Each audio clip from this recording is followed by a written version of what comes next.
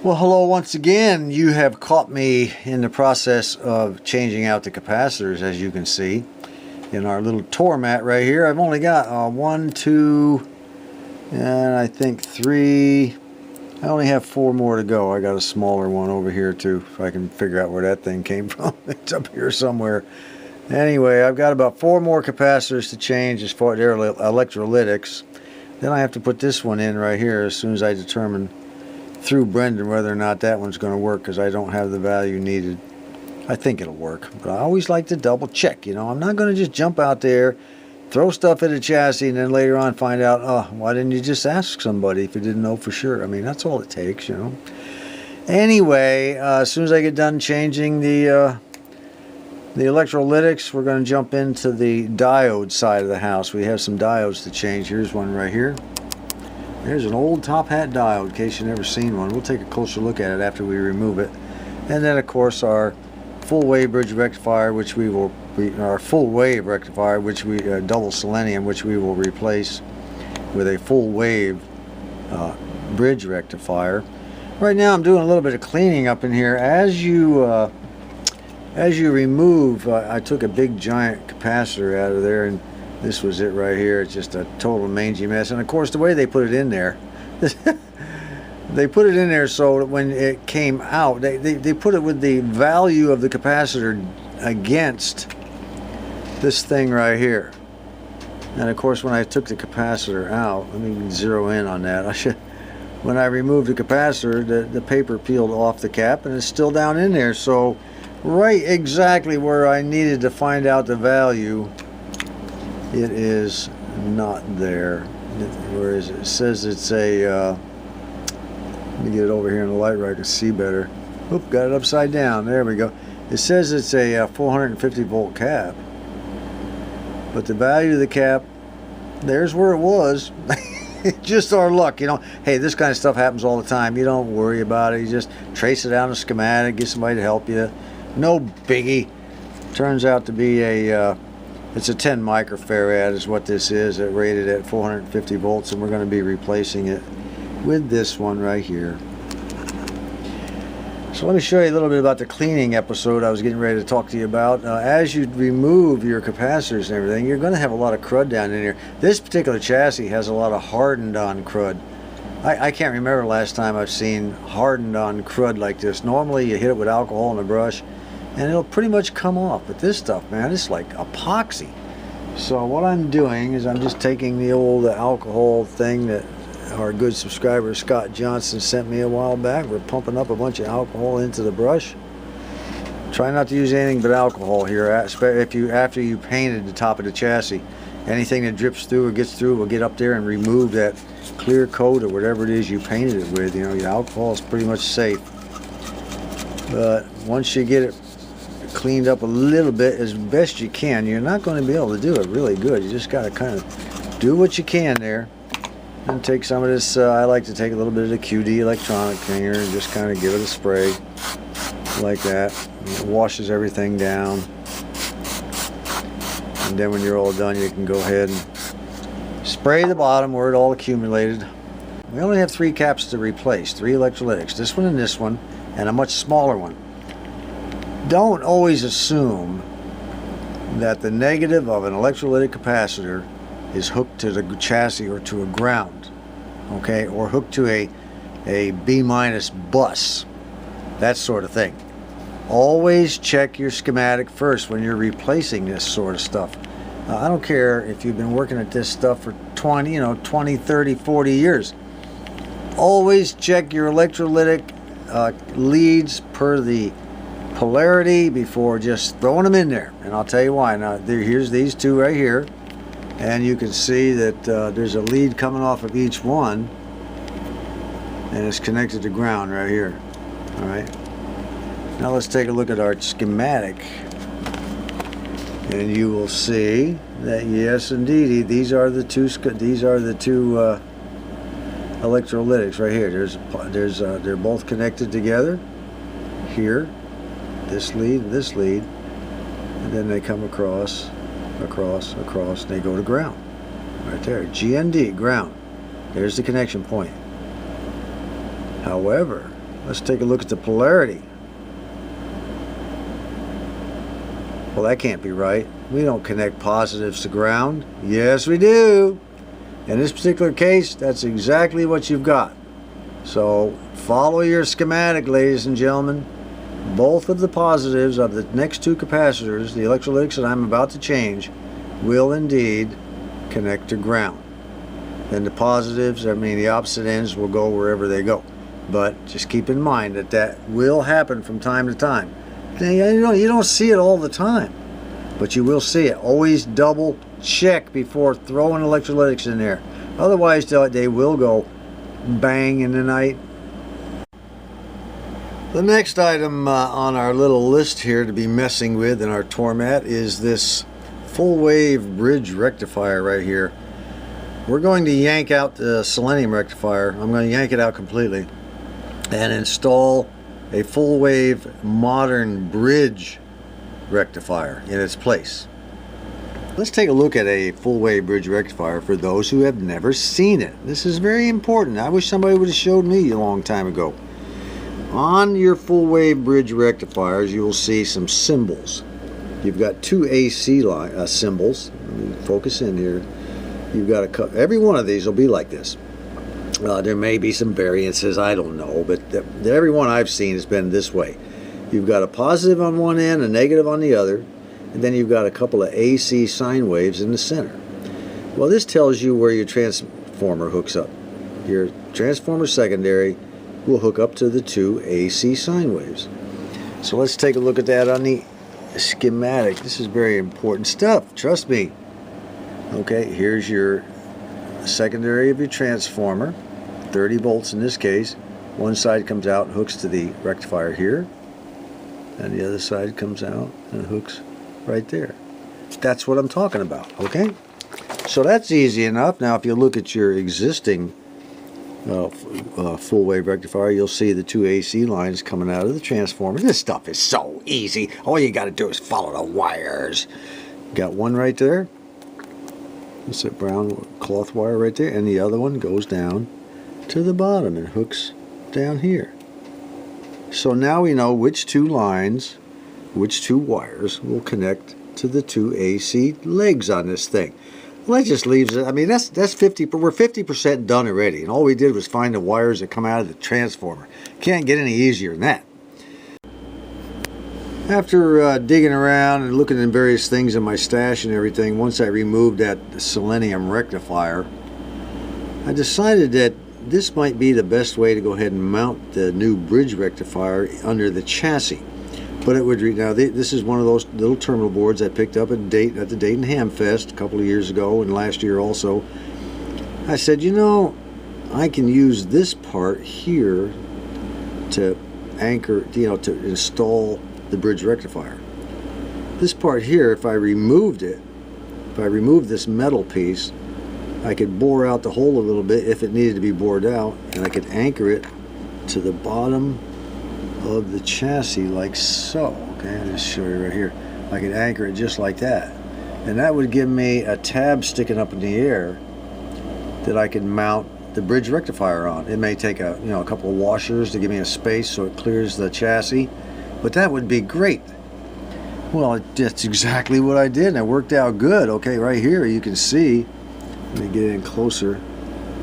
I removed that tab, that thing right there. Just all I did was take my motor tool and grind off the back side a little bit, and it just popped right out of there. And I went ahead and took a nut and put behind it, which raised it up a little bit off the chassis. Then I put on the terminal strip there after the hole was the right size for the screw, and then I went ahead and just put a screw and nut and lock washer, and also put a flat washer on there, and that anchored this terminal to the chassis. And it left this tab right here, which normally is what you fasten to the chassis with. If I can find it, this thing right here, saying that thing was sticking up in the air just perfect, just like that. So I went ahead, once it was high enough to where it would clear the bottom of this thing, because it was pretty far, it stuck down beyond the bottom of that brown thing there, so I had to kind of raise it up a little bit off the chassis, which it would keep this from hitting the chassis, and I did that with that nut you see all the way at the bottom right there.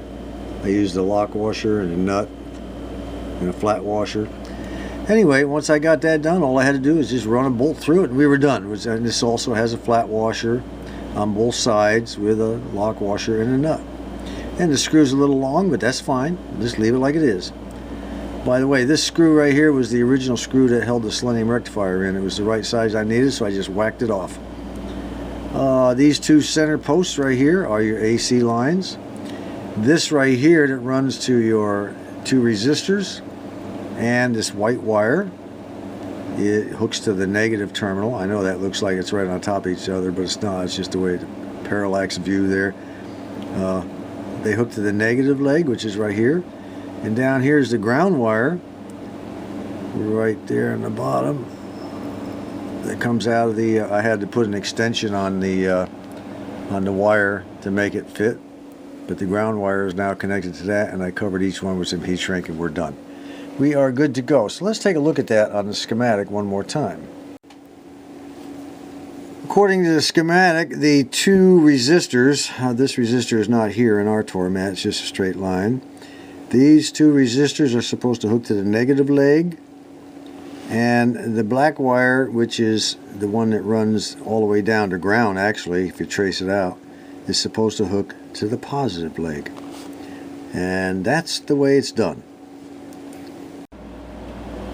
Alright, I was going to go ahead and cover the play solenoids, the add, subtract, and play solenoids in this video, but you know, and I also wanted to do the pulse amplifier, but we're going to have to do one, leave the other one until next time. So I think what I'll do, I'm tired of working in the chassis for a while. You know, I've gotten all this done, everything's taken care of, the rectifiers in. I think what we'll do is we'll go ahead and let's tear it apart and see what's inside of it.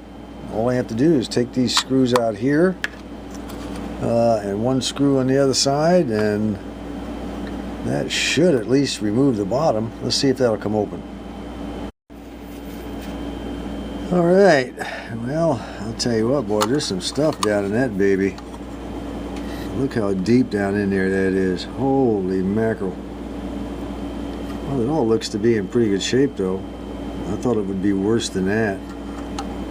Tell you what, maybe we ought to just go ahead and test these resistors up here, and if they're pretty good, why don't we just if these are all good, then the ones down there are probably good, and probably ought to just let it go until we find out whether or not it's going to work once we fire it all up. I don't think so. No, I do not. We're going to rip and tear this baby apart. Well, that was just too easy. Once I got the screws out, look at there, I have total access to what's inside our pulse amplifier. And we've got some coils, 1, 2, 3, 4 coils. We've got one capacitor, two capacitors, obviously a third one over there, that yellow one. And we have this black thing. Now that's kind of cool. What could that black thing see? Now this thing is really going to give you an education. By the way, there's another capacitor right there. Look at here, we've got 3 and 4. This thing has 2 leads coming out of each end. See it? There's 1 and 2. And the other end is down here. I get my pencil in the camera. There we go. We got 3 and 4. So apparently this thing has 4 connections. Let's find out what that could be. I've never seen anything like that before, or if I have, I don't remember. And of course we have a slew of you know, resistors we'll have to check out. This is a pretty important item, so I want to make sure I do a really good job of checking this out. I think what we'll do is we'll just identify a few, you know, just identify it on the schematic for this video, and next time we'll actually get down in there and start digging around in it. Okay, let's look at our schematic and see what it has to say about that black thing there. Well, here's our pulse amplifier inside this dotted line, and we have our coils. You can see all of our little coils here, 1, 2, 3, 4. How about that? I actually got the number right. We have some resistors, capacitors, more resistors, and this is of course the 12AX7. And we have an input right here, J510, which is it's right here, it's the pulse, well, I can't remember what they call it, pulse, single prong plug. Looks like an audio, looks like just a regular BNC connector, or not a BNC, but audio jack plug, but that only leaves this little deal right here. Yes. Look at here. 1, 2, 3, and 4. T502. It's a transformer. It's a transformer. Let's see what the parts list has to say about T502. Well, there it is, T502. It's the pulse transformer. How about that? A pulse transformer inside a pulse amplifier? Well, now, who would have thought that, huh? Come on, clear up, you little sucker. All right, I think what we're going to do, like I said, is we'll go ahead and work on that thing next time, that's for sure. I think what's going to happen is this item right here and this item right here is going to take up the entire video next time. These are the only two things we're going to work on. And I'll tell you what, if we can get these things the way I want them, cleaned up, looking good, and get this thing changed out, the parts that are good and bad, check out each of these coils, check out that transformer. If I can get it looking real good, I'll be happy. We are just about through with the chassis. I can't think of anything else. There is a couple of things I want to point out before I go, though. This baby, this is a piece of cardboard that I laid across this electrolytic here. This electrolytic was bouncing around a little bit too much, and I wanted to anchor it to this right here, but I didn't want it to be pressing, you know, the body of the capacitor pressing up against this metal. I don't know what would have happened. It may have worn through eventually from the vibrations of the, you know, the deep bass sounds. Not with me, but with the next guy maybe. I don't know. So I just took a little piece of cardboard and cut it and wrapped it around, and then put just a regular old tie, plastic tie there. This one here, I anchored to the previous item that held the original, this really large original electrolytic capacitor. It had a, you know, a tab right here with a hole on the side. I don't know if you can see it right there. See the hole right there? I just ran a tie through it and ran it through one of the leads, and that's nice and solid too. You don't want your if you're going to replace canned electrolytics under the chassis with this sort of thing, you don't want those things bouncing around. You don't want to be touching them and find them, you know, just sort of jiggling back and forth. Try to anchor them down if you can, and be careful not to let anything wear through the outside of the can. Yeah, it looks good now, but what about 10 years from now? What about 5 years from now? Will it still be in good a condition? I think what we'll do is go ahead and call this quits, and next time we'll attack these two little babies and hope for the best. Until next time, this is John.